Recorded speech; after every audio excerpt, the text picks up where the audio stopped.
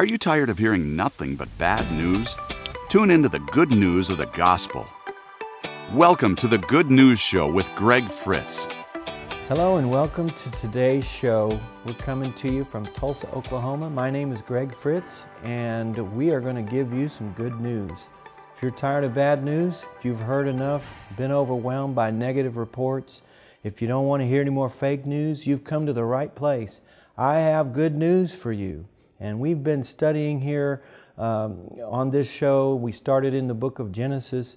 I actually have study notes available for what we're teaching in this series, in this section of the show, and it's called The Meaning of Life. You can go to our website and download these study notes. It's free. You can also we'll mail them to you free of charge if you're in the continental U.S., and you can go to our website or you can contact us through the information on the screen. And we would love to get these study notes in your hands. It's just an outline of the things that we're teaching, where we've been, and also where we're going. You can jump ahead and see what's coming up in the shows in the future. And you can use them for Bible studies or Sunday school, church, children's church. These notes I've preached all over the world. They have worked in the lives of people for the last 3 decades. And I'm so excited to be able to come to you today wherever you are from Tulsa. I'm used to traveling. I've been traveling all over the world for a very long time. And it's so nice to be able to preach to you through modern technology wherever you are. We've prayed for you. We are believing God that that people will come across our broadcasts, our shows, wherever they seem to be. We put them on YouTube. We've put them on as podcasts. We're on internet TV, and we're using every means available to us to get the word out. So I hope you enjoy taking this journey with us.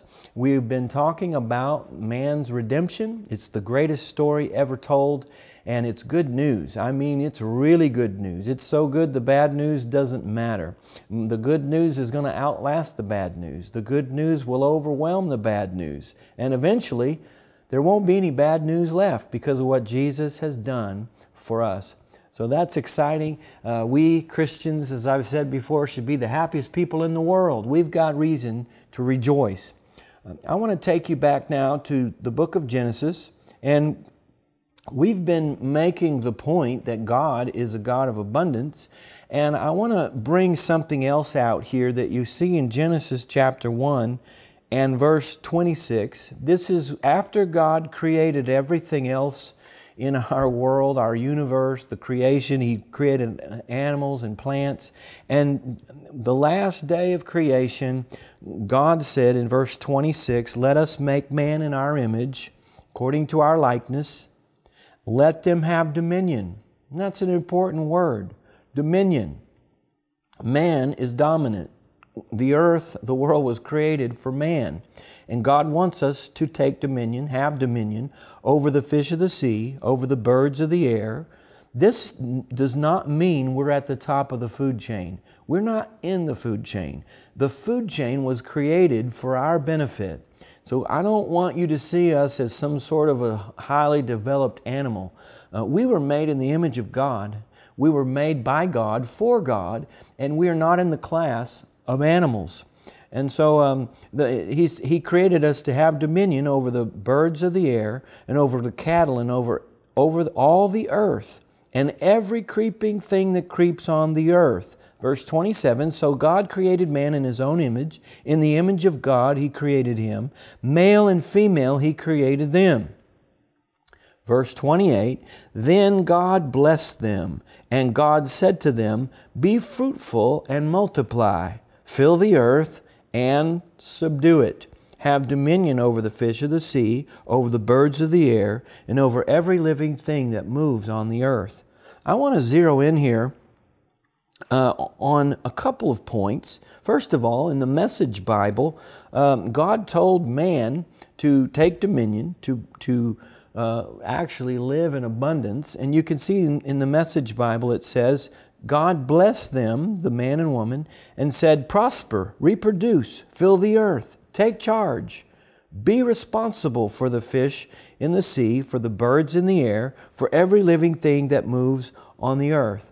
So this tells us that we're in charge, that the earth was created for us, that all of creation is here for us to manage, to control. We should be good stewards, and we should take our role seriously. I don't believe that we should trash the planet, but I do believe the planet was created for our good. The planet was created to sustain human life primarily, although plants and animals are also sustained and have been all these years. But the planet was created for us.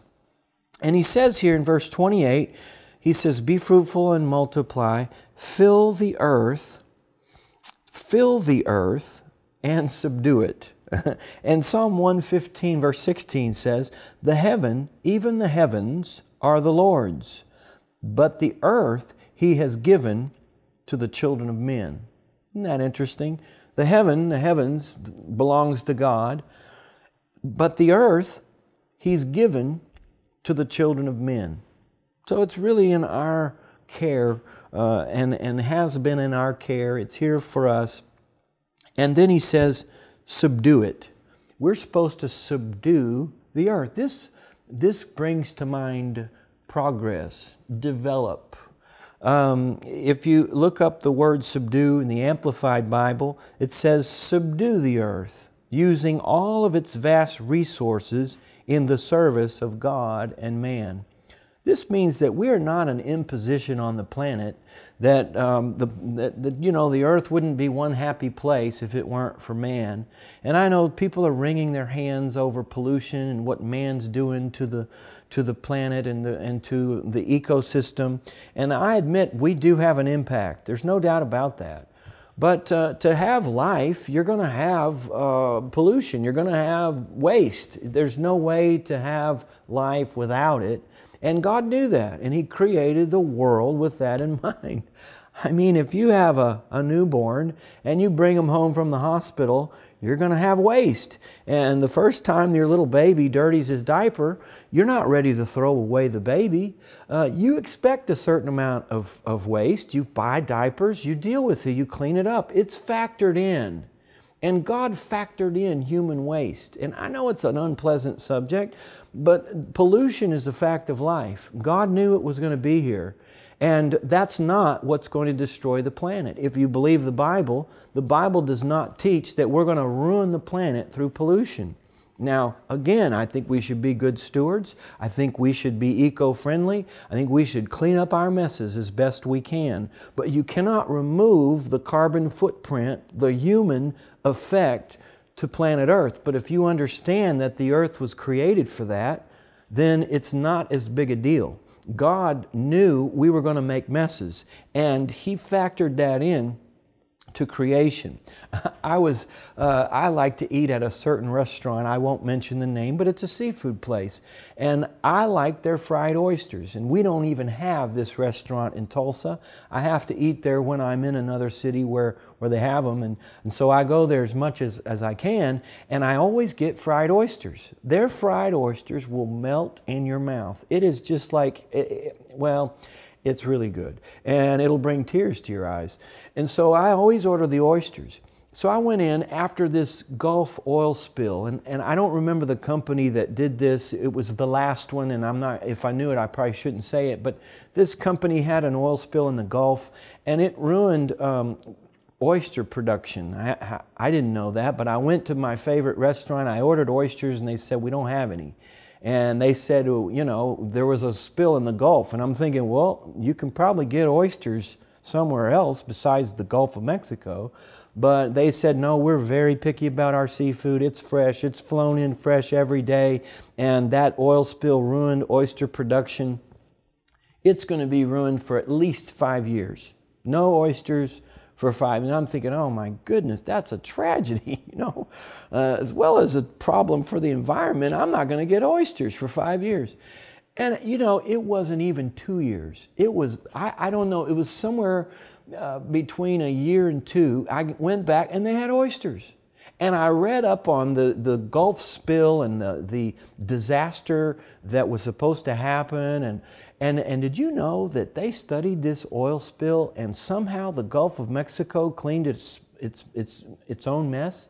They don't even know what happened to it. Somehow that oil dissolved and went back into nature, and the oyster population rebounded and the Gulf recovered, and nothing bad long term even happened because of that man-made disaster. And this is just one of a long list of tragedies, disasters that man has dreaded, that has seemed to, make us feel like we're terrible, we're ruining the planet, that if it wasn't for us, the world would be a happy place. That's just human thinking. That is not gospel thinking. If you read the book of Genesis, you'll understand that the reason for all of these things, the existence of all these things, is for mankind. And so it says here, again, the Amplified Version of Genesis 1:28 says, "Subdue the earth using all its vast resources in the service of God and man." The fact is, resources were put here for us to use. And you could just go down the list. God's not shocked that we have gasoline engines. God is not shocked that we have coal plants that produce electricity. God's not shocked that we dig into the mountains and dig out coal and burn it. He gave us the knowledge to do that, and He did it for the good of mankind, because God knew that the benefit that it would provide far outweighs the effect on the environment, far outweighs the pollution that it produces. I mean, if you were God and you created this pristine environment and you wanted to preserve it indefinitely, you would just not have created man. Just leave man out of the equation, and the earth would have been one big happy place. But if He had done that, then it would have lost its purpose. The whole thing was created for you and me. It was created so that man would have a place to live, food to eat, water to drink, air to breathe. That was the purpose. And I get a little frustrated sometimes when modern thinking tries to push us back to the Stone Age. They're literally against progress. And you can see here that God gave us the command to fill the earth. That means have children, all of which create a carbon footprint, all of which produced waste, pollution. But God said fill the earth, because there's something more important than the future of the planet. And it's the future of the people. It's the lives of the people on the planet. I'll tell you, understanding that God is the Creator and that His motive for creation was to have a family, or more specifically to have you, that will change your life. Everything you see around you was put here so that your life would be sustained. That may sound like some humanistic, narcissistic, or some sort of self-glorifying revelation, but it's really not. I'm trying to read Genesis 1 in the spirit in which it was written. And I see the focus here on the Creator and man, not animals, not plants, not the environment. The focus is on God and man, and that's where the focus belongs. And so if you can see it that way, then you realize that the creation was here. Everything was put here for you to enjoy. So that means go ahead and drive your car. Go ahead, put gas in it, burn it. It's not going to ruin the planet. And in the end, the earth's going to be destroyed anyway. So if you understand this, that the earth is disposable, not permanent, then it affects the way you utilize it. And I'll say this again, I've already said it on this program, but I'll say it again. If I didn't believe in God, if I believed that we were just an accident, if I believed that life on earth was a cosmic accident that happened to work out in our favor, and that this is all there is, I would be on this program right now, and I would be telling you to save the planet, because we got to make this last. This is all there is. There's no more. There's only so much air. There's only so much water. But I don't believe that.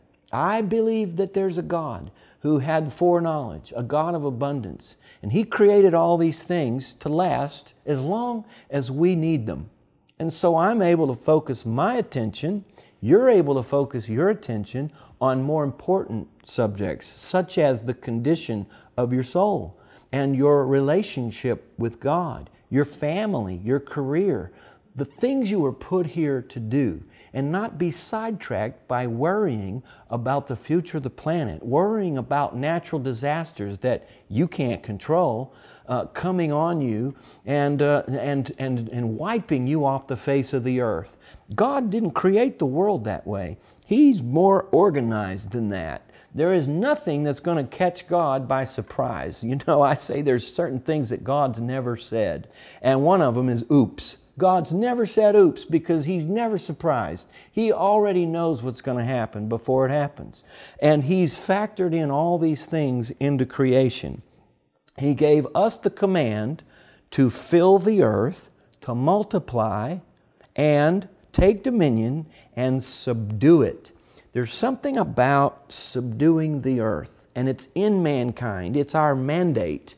That means make progress. Develop. And that's a dirty word in some circles today. Development, progress, that scares people. They don't want to see another shopping center. They don't want to see another tree cut down. They don't want to see cement poured. But listen, God told us to subdue the earth, and there's a certain amount of desire. There's this the compulsion in man to go develop. And that's a good thing. It's not a bad thing. God likes it when you mow your yard. He likes it when you have plants and bushes and flowers and you landscape. I believe God loves that. If you read the description of heaven, it's incredibly landscaped. He spared no expense in decorating heaven with flowers and plants and beautiful jewels and golden streets. It's unimaginable.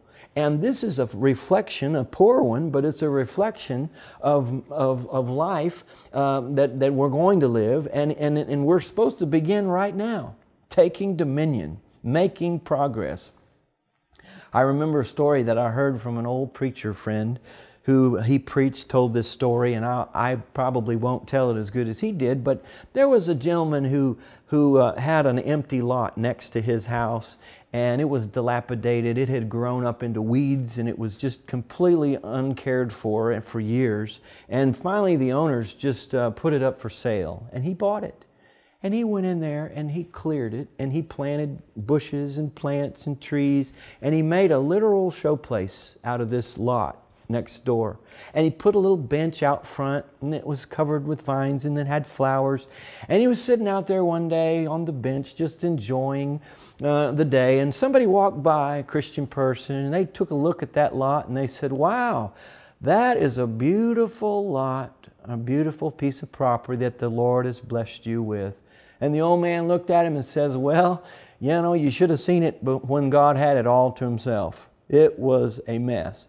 So God wants us to get in there and make things better, develop, leave your fingerprint, not in a bad way, not to pollute or defile, but to develop. It's a good thing. It's a holy thing. It's a mandate that we had from the very beginning to subdue the earth. Use the earth's resources for your own benefit, for your own good.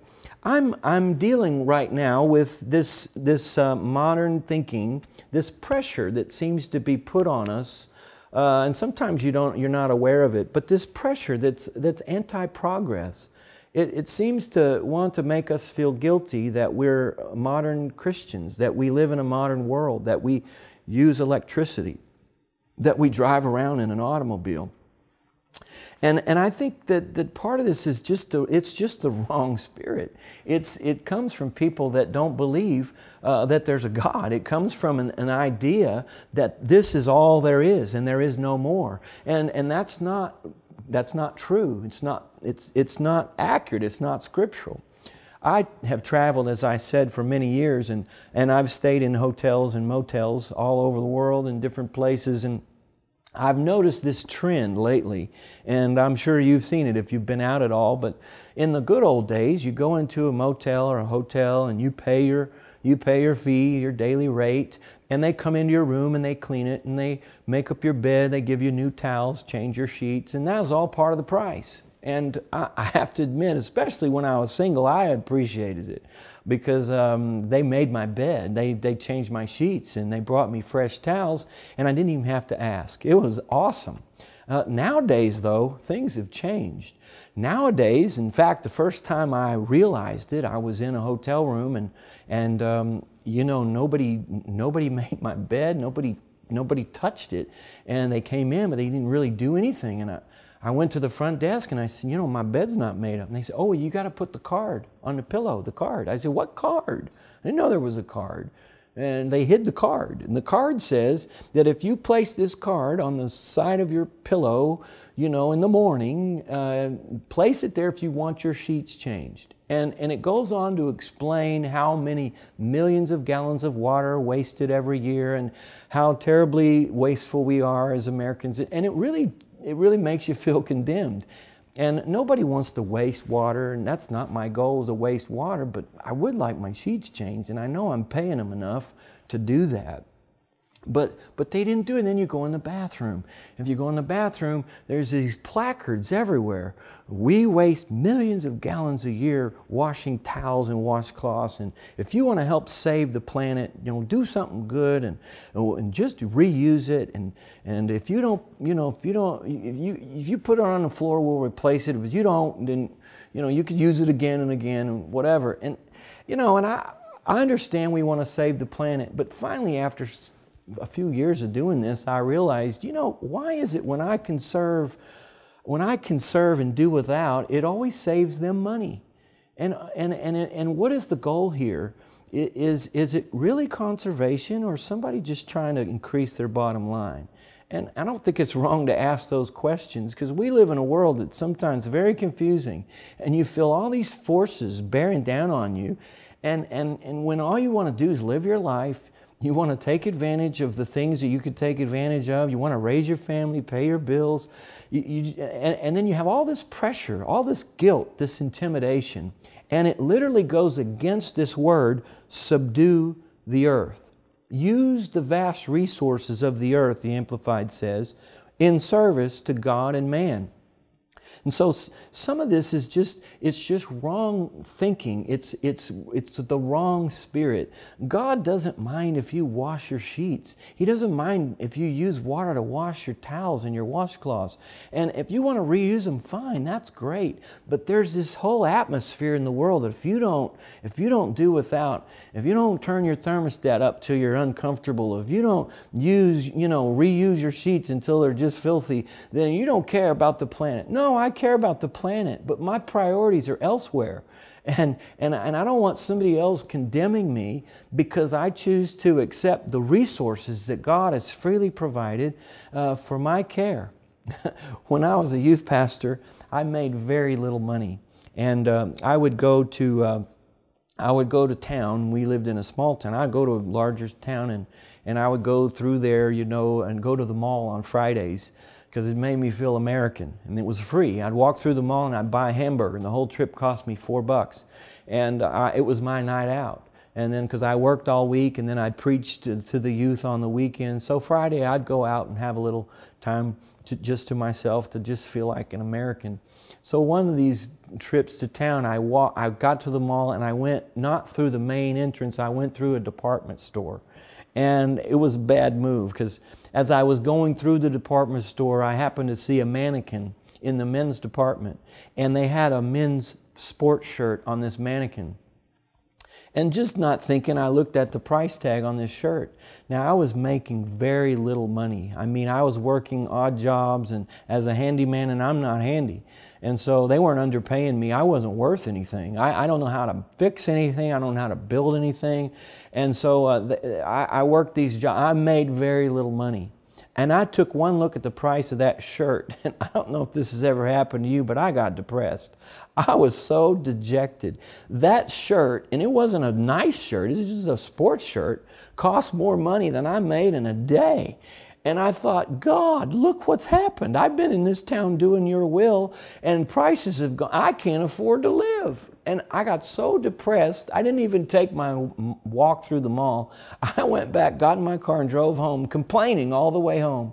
And finally, the Lord spoke to my spirit. And I'm not saying I hear an audible voice. If I told you I heard voices, you'd think I was nuts.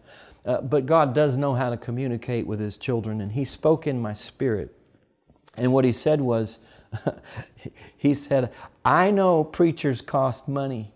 He said, I knew that before I ever made you. And before I ever created you and gave you a call to preach the gospel, I budgeted you in to my creation. And you will always have shirts to wear and food to eat and water to drink that I've provided because I made sure that that was part of the overall picture. And it just blessed me that day to realize that God knew I was going to be expensive. Everybody's expensive. And we're more expensive now than we've ever been. And we leave a bigger carbon footprint now than we've ever left. But the fact that God knows that and He cares and He's already factored it in, wow, did that make me happy. I thought, yes, Lord, I'm a preacher and I'm expensive, but You knew that. You factored me in. And I have had no shortage of shirts, even though they've continued to go up in price ever since.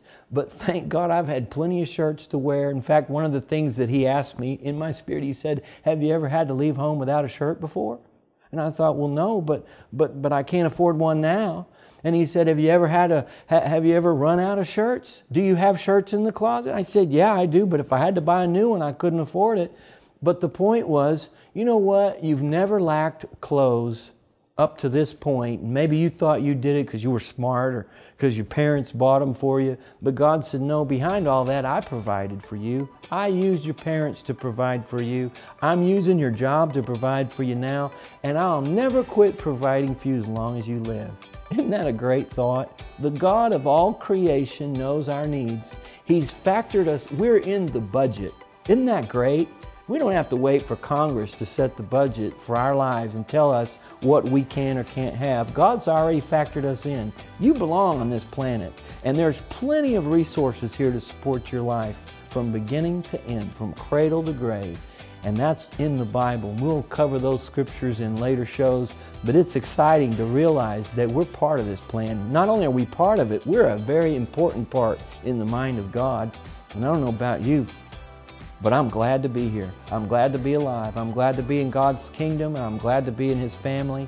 And I want to encourage you, if you haven't purchased my book, it's available on our website. You can go there. There are many articles that will help you. Take a look there. Go to my Facebook page. We developed a brand new Facebook page, Greg Fritz Ministries. Go there and like us. They tell me that you should do that. That'll help us to know you're listening, that you like the content of the program. And if you don't like the content of our program, by all means, write an email, write a letter, send it to my wife. Don't send it to me. She'd be happy to read those for you. I'm teasing, of course. But let us have some feedback. We love to hear from you. We're doing this with you in mind, and we're so happy that you chose to join us today. And remember this, until our next show, we want God's best to be yours all the time, every day. It seems bad news is covering the globe these days, yet God has good news for you. That's so good the bad news won't matter anymore. To order your copy of Greg's book, visit our website, gregfritz.org. Are you tired of hearing nothing but bad news? Tune in to the good news of the gospel. Join us next time for Good News with Greg Fritz.